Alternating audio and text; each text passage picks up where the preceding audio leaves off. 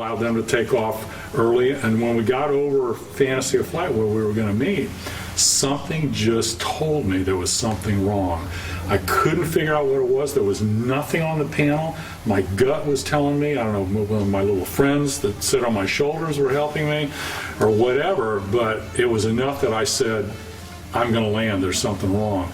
And I landed, and it was in the evening, so we didn't get a chance. The next morning we were going to reset out to maybe do the photo shoot, and my mechanic was going to look at things.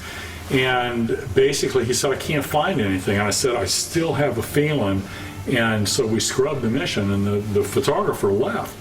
And I eventually started working around the airplane. Literally, this sounds a little woo-woo, but I literally was following the energies of where my hands were, and I ended up on a rocker box cover, and I said, take the rocker box cover off. And on a Merlin, you got two banks, and there's two tower gears, and there's a couple bevel gears that run the camshaft.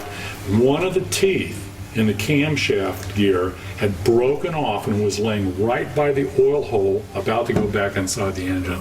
And the oil, so I don't know how it worked, I don't know what, but it worked for me. So there's times when that happens. Can I put my academic hat on? This is great as a cognitive scientist. We study the sixth sense and that intuition, and frankly, it's not voodoo. No, it's real. Well, what we do is we perceive information subliminally, where it's not a conscious perception.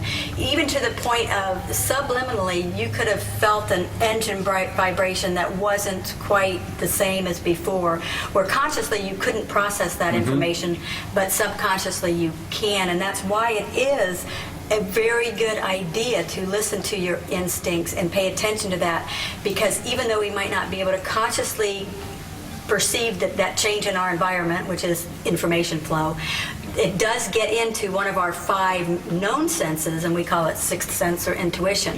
But it is a real perception in many cases, and that's why that sixth sense ends up being so important to us.